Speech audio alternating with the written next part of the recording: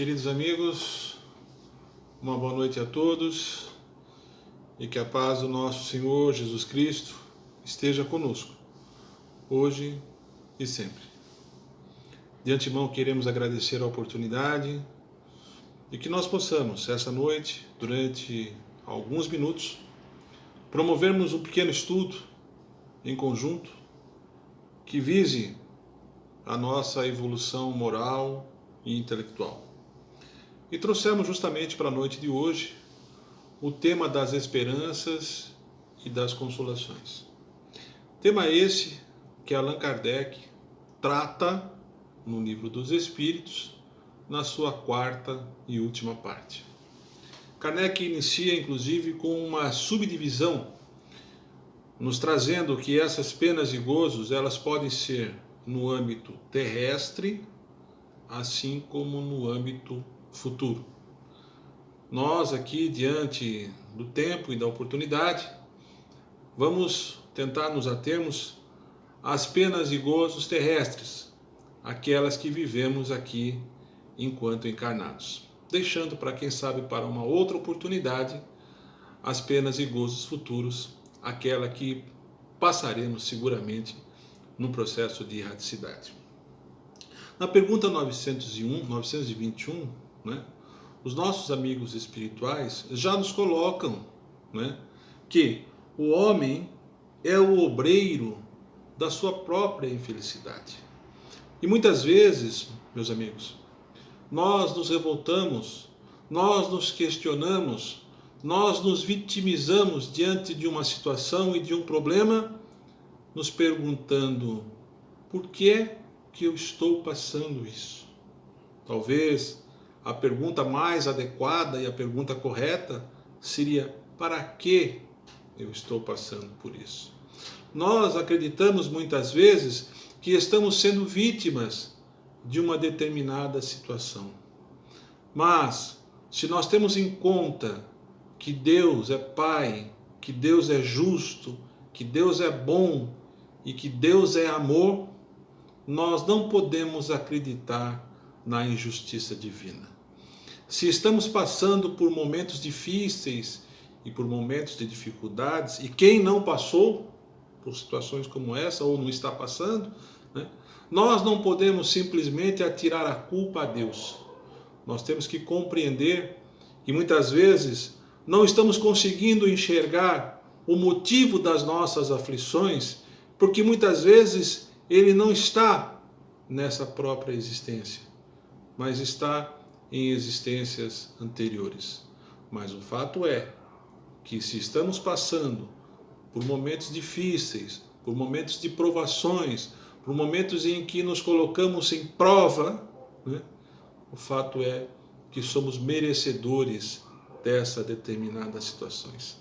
Não aceitamos com tranquilidade esse fato, mas, repito, é algo que está afeito à justiça divina diante das leis de causa e efeito. Temos então que nos resignarmos, acreditarmos que muitas vezes aquele momento de dor doloroso que estamos passando é para a nossa regeneração moral e espiritual. É o momento em que nós estamos expiando ou pagando por débitos que contraímos em existências anteriores ou na própria existência, e que está sendo servido para a nossa evolução moral nesse momento. Não devemos, portanto, nos revoltarmos, nos indispormos diante de determinadas situações e tirarmos proveito dessa situação. Como diria André Luiz, o mal muitas vezes é o bem disfarçado. É naqueles momentos de dificuldades, de dor, é que nós podemos olhar quem é que está do nosso lado, quem está junto de nós naquele momento difícil, quem não se foi, naquela situação de amargura em que estamos passando. Valorizarmos essas pessoas e estarmos atentos para as nossas provas e expiações futuras. Mas Kardec faz uma subdivisão nesse primeiro tópico e nos relata que esses infortúnios, eles podem ser de diversas ordens. A primeira, ele coloca justamente com relação aos bens materiais, aos infortúnios da fortuna, né? E em relação à vida material, ele nos afirma: devemos procurar a posse do necessário. E em relação à vida moral, a consciência tranquila. Nós devemos, diante da lei do trabalho, da lei do esforço, promovermos sim o nosso trabalho, o nosso esforço, visando o nosso bem-estar comum e coletivo, muitas vezes dos nossos familiares. O Espiritismo não nos condena que nós possamos ter uma vida boa, que nós possamos ter situações que nos tragam conforto a nós e aos nossos familiares.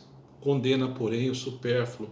Condena, porém, quando estamos diante de uma situação em que afligimos o direito do próximo, né?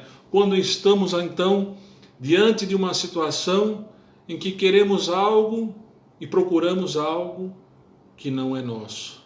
A felicidade ou a infelicidade, meus amigos, ela é absolutamente relativa. Devemos trabalhar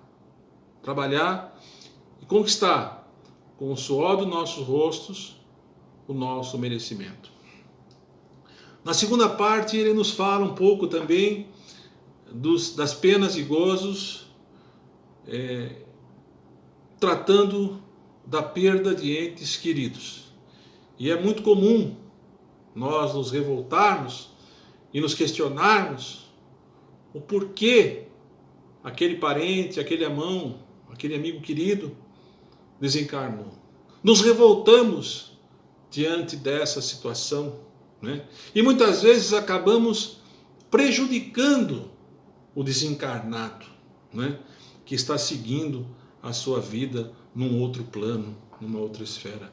No livro Nosso Lar, inclusive, o espírito de André Luiz nos conta a história de um irmão desencarnado que sofre no plano espiritual a consequência dos atos daqueles que ficaram aqui encarnados e que brigavam, inclusive, pelo seu testamento, brigavam pelo inventário. E no plano superior, aquele que havia desencarnado sentia as consequências daquela desavença. E aí o instrutor Clarencio diz a André Luiz: André, deixe que os mortos enterrem seus mortos. Essa é a definição de Jesus, né? Precisamos entender que cada qual tem uma missão aqui enquanto encarnado.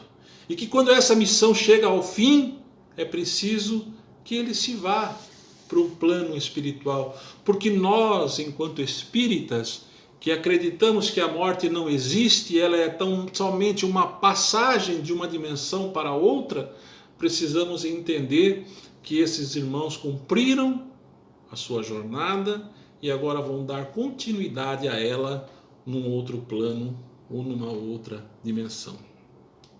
Ele trata ainda das decepções, das ingratidões e das afeições destruídas. Meus amigos, o quanto é difícil conviver com uma situação, o quanto é de se lastimar uma ingratidão, né? Muitas vezes você é colocado à prova diante de uma situação justamente para testar a sua perseverança no bem. Você faz para determinada pessoa, você se dedica para uma determinada causa e não é reconhecido. Mas lembrem-se que o que a mão esquerda faz, o que a direita faz, a esquerda não precisa necessariamente saber.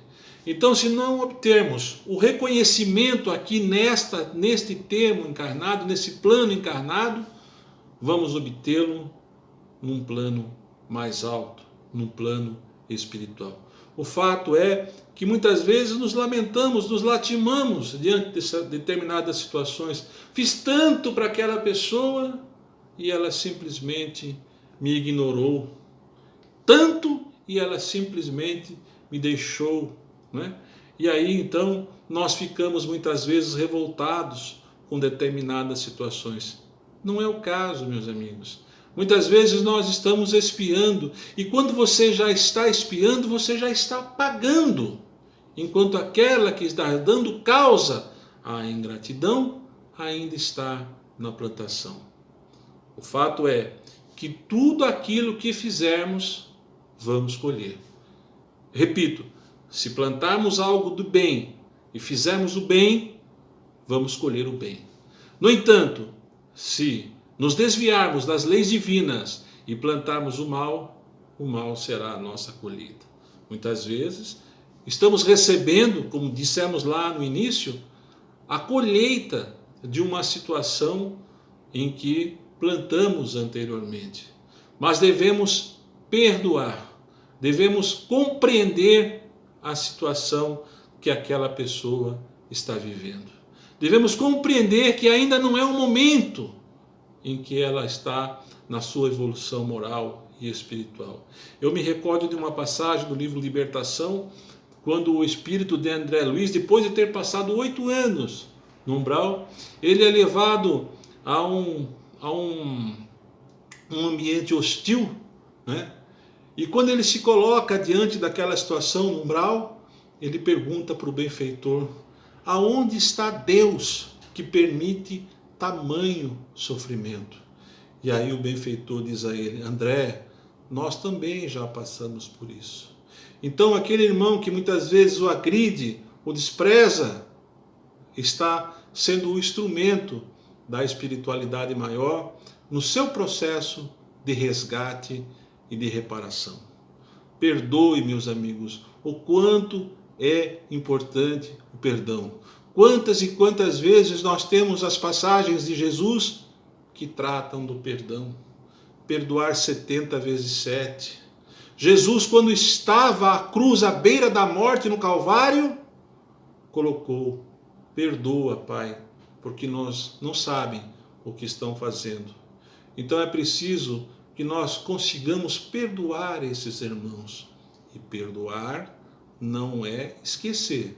Perdoar é não desejar o mal, é não querer a vingança do outro.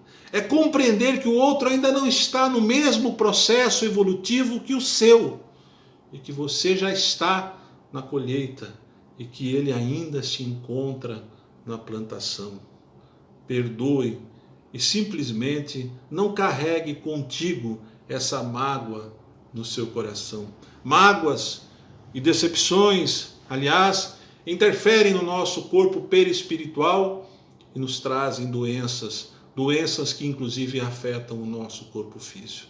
É preciso ter paz, ter serenidade, compreender a condição do outro, compreender que muitas vezes você está reparando um dano que você causou, que muitas vezes você não se recorda, mas que você já está pagando a sua conta. É como se você estivesse indo ao banco e quitando uma dívida, né? Com a satisfação do dever cumprido. Ele coloca também as uniões antipáticas. O Espiritismo nos coloca várias situações em que as uniões, elas muitas vezes se envolvem por questões materiais, né? E muitas vezes são provas. Assim como nós temos casos em que há almas absolutamente afins, né? E também nós não devemos nos revoltarmos. Se eventualmente não estamos numa condição que devemos levar adiante aquela união, que cada um siga o seu caminho, que cada um siga a sua parte, que cada um siga o seu destino, cada um cumprindo a sua própria missão. Ele nos coloca ainda o temor da morte, né? Mas ele faz uma advertência, que o homem carnal, que aquele homem que já está desapegado dos bens materiais, a morte não assusta. No entanto, aquele que ainda tem situações vinculadas ao plano terrestre, certamente terá momentos difíceis após o seu desencarne. Porque ninguém daqui vai levar nada. Ninguém daqui vai levar aquilo que está amealhando em bens materiais. Só levaremos daqui aquilo que podemos carregar a nossa consciência. Não vamos chegar no lado de lá e sermos questionados sobre o que amealhamos no mundo material, até porque não poderemos levá-lo, né? Nós sim seremos questionados pela nossa consciência daquilo que fizemos e daquilo que poderíamos ter feito. Eu me recordo de uma passagem de Chico Xavier, em que ele coloca em relação à questão da morte, que o único temor que ele propriamente o tinha é que, chegado lá de lá, e saber que poderia ter feito mais e não o fez. E quem fora Chico Xavier, um homem que 92 anos viveu aqui na Terra, que escreveu mais de 400 livros, centenas e milhares de cartas, tendo nascido numa família paupérrima no interior de Minas Gerais. Então, meus amigos, nós aqui não estamos sendo cobrados da santidade. Não precisamos chegar à santidade, a ser santo. Não vamos chegar à questão, ao estirpe de Chico Xavier. Mas nós podemos, diante dessa nossa existência, nos tornarmos pessoas melhores. Pessoas que podem procurar fazer o bem. E muitas vezes o bem está justamente muito mais ao nosso alcance do que nós imaginamos. O bem muitas vezes é ouvir o outro. Muitas vezes é promover uma situação positiva, um bom dia, um muito obrigado, né? Nada nos é cobrado. Não é cobrado subir o Monte Everest. Nos é cobrado somente dentro da nossa encarnação, enquanto espíritas, sermos pessoas melhores. E ele termina esse pequeno item, né, com a questão do suicídio como uma pena e gozo terrestre. E o suicídio, meus amigos, nada mais é, e nós sabemos, do que uma porta falsa. Porque a pessoa, o encarnado, ele não quer acabar com a vida propriamente dito. Ele quer acabar com o problema. E aí ele acaba acumulando ainda mais débitos para a sua situação, para a sua vida posterior. Porque nós sabemos que a vida não termina. E aí, além do problema que ele já amealhou aqui enquanto encarnado, ele vai para a sua vida espiritual levar mais complicações. No livro Entre a Terra e o Céu, que nós tivemos a oportunidade de estudar, há um caso clássico, né, em que o camarada, diante de uma desilusão amorosa, ele tenta o suicídio numa determinada situação através do veneno, não o consegue, fica na condição de tentante e posteriormente acaba se suicidando afogado, né? Na encarnação seguinte, aliás, em duas encarnações seguintes, ele morre na tenra idade, ou seja, como criança. A primeira vez ele morre inclusive afogado, né? E na segunda vez ele precisa brigar pela vida. Numa existência anterior ele aniquilou a sua vida. E nessa existência ele se vê obrigado a brigar por ela.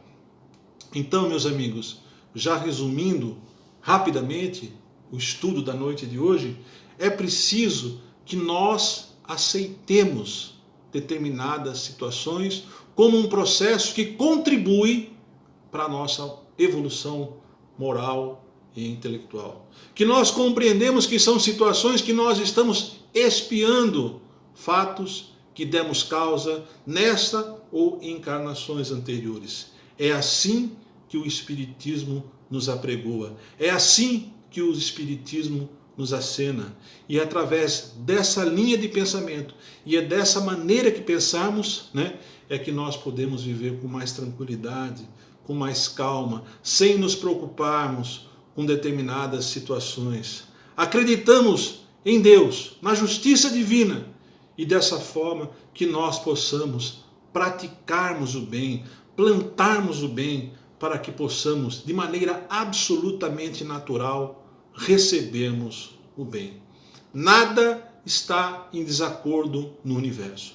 Tudo está de acordo com as leis divinas. Não nos revoltemos, não questionemos, simplesmente continuemos trabalhando, praticando o bem e a caridade. Meus amigos, era isso que eu gostaria de trazer para a noite de hoje e que nós possamos, a cada vez mais, continuarmos com muita humildade e com muita sabedoria caminhando nessa jornada. Obrigado a todos, um grande abraço e até uma próxima oportunidade, se Deus assim permitir. Que assim seja.